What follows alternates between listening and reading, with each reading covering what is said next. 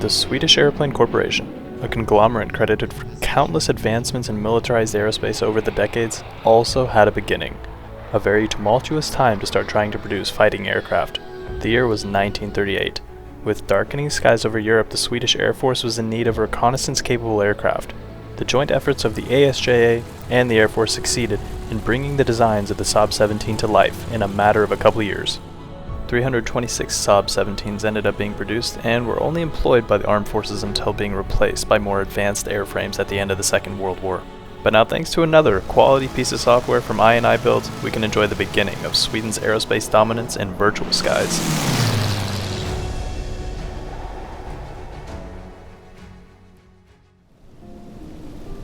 Into the cockpit, we can see our classic warbird analog gauges that can also be illuminated in ultraviolet.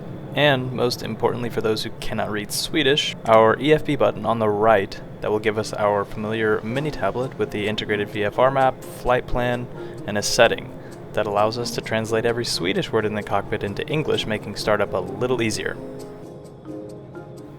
Of course, iniBuilds have provided us with the manual as well as the QRC, which I'm utilizing here to do our pre-flight.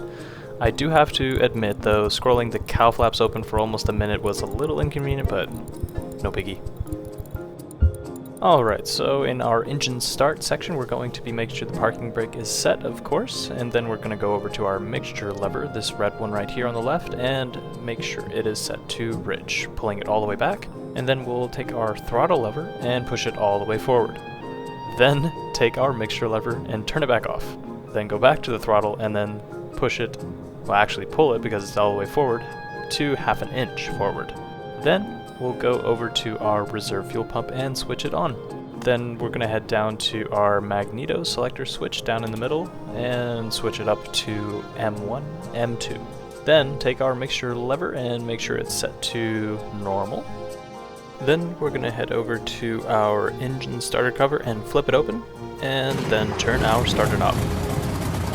It sounds so cool. It's pretty great sound design.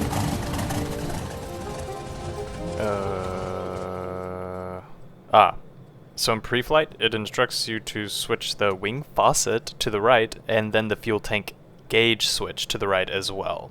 Just forgot the fuel valve. Let's try that again. Gotta prime it first. And now I think we're ready.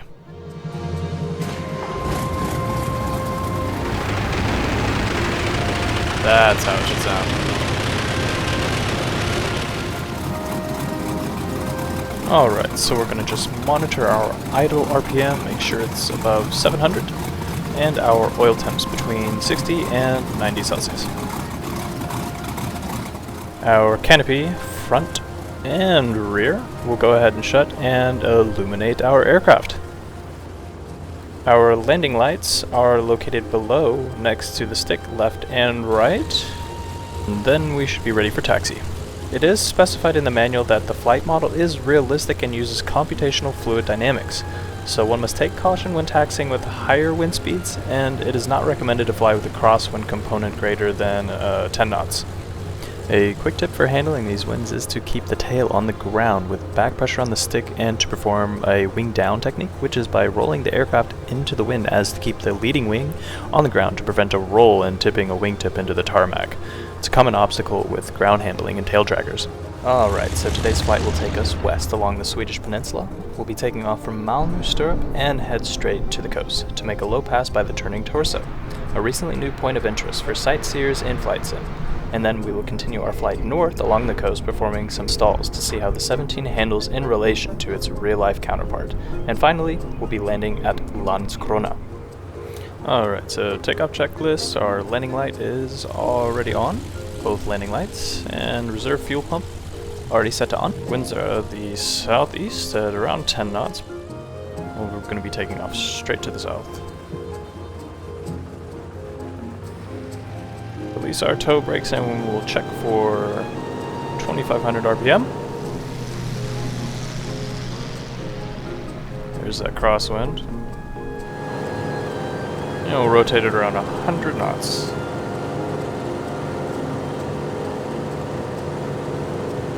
There's 100.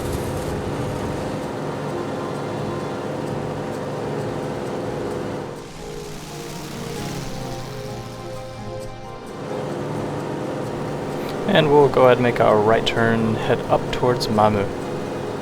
As stated in the manual, the 17 is powered by an unlicensed copy of the Pratt & Whitney R1830 14-cylinder, also known as the Twin Wasp, an engine that is also found in the B-24, C-47, or DC-3, F-4 Wildcat, to name a few. Combine that power with a 44 feet wingspan, and you've got yourself the designs for a top-secret dive bomber from the Baltic Sea.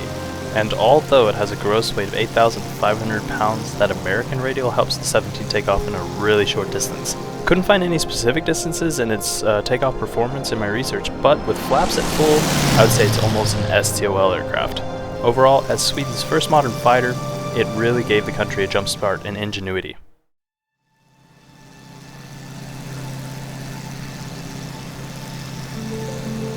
So here we are over Malmö to test out the flight dynamics and bombing configuration, which means dropping the gear to act as dive bomb flaps. We'll just go ahead and pretend that this is DCS and that the turning torso is our opposition's supply depot, and a strategic target for us. So we can see that the gear drag is functional. Our speed is holding steady between 150 and 180 knots, even though I'm still at 100% power. We'll pretend this bombs away, and we'll raise the gear and pull us out.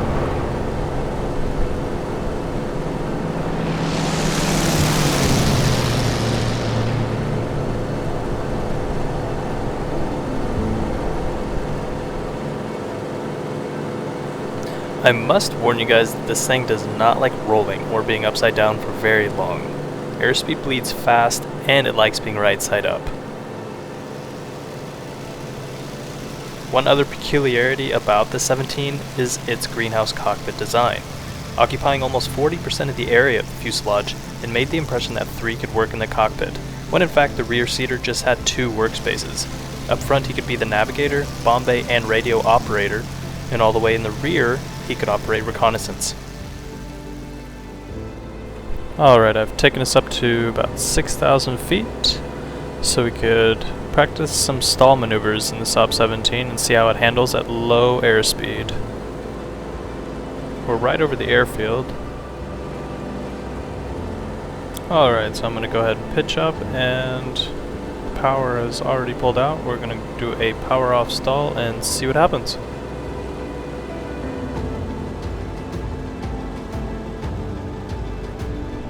So our speed's falling below 70 knots, and the nose just comes down. Yeah, but we're still losing 2,000 feet per minute.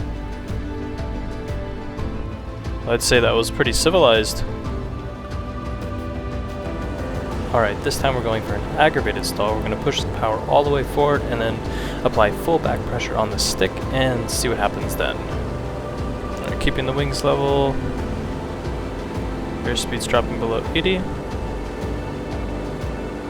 3,000 feet per minute. Speed really isn't decreasing that much. Wow, the climb performance at low airspeed is really good in this thing.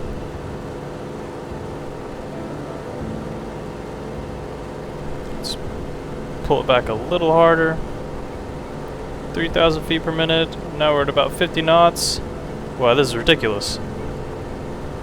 This is almost high alpha. Oh, there goes the left wing.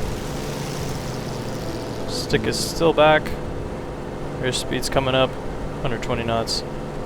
Yeah, it was still pretty civilized in my opinion, but really impressive. Alright, let's try a slow base turn. See if we can't get this thing into a spin.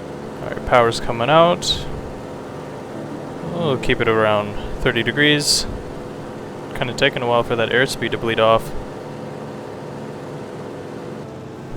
Alright, I'm going to go ahead and start trimming up.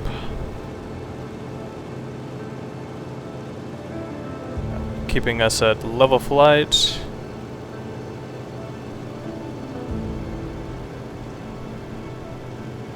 Still at around 30 degrees of bank.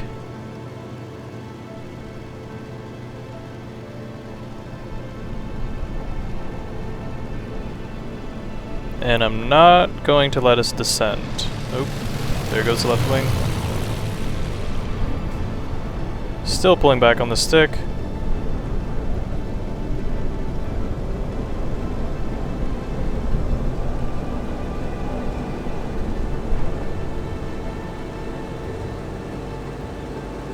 I'd say this is still a controlled spin.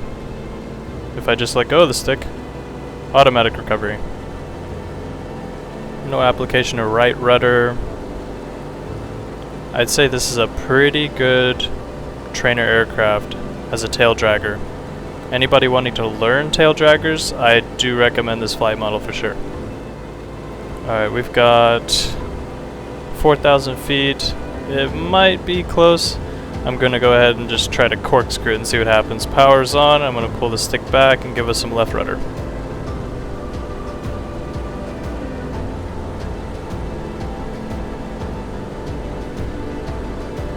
Yeah, airspeed's increasing. Yeah, this is just a civilized corkscrew.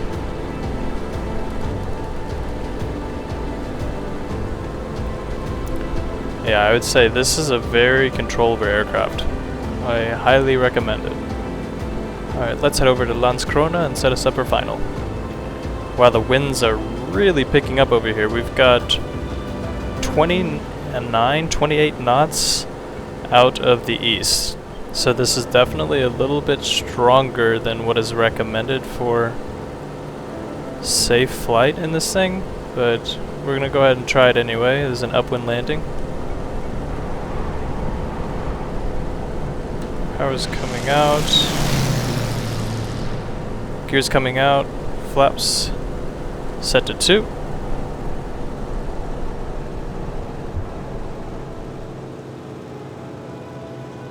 Gear down and locked, flaps set to 3. Wow, we are really crabbing it in here. 80 knots. Try to keep it right around there. And I'll straighten us out right at the end.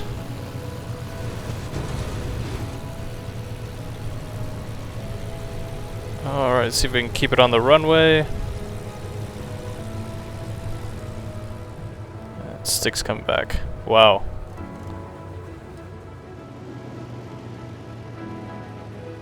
And you gotta really be careful taxiing downwind. If the weight comes off that back tail just a little bit, the plane's going to just become a giant weather vane and you'll end up either putting a wingtip in the ground or something bad will happen.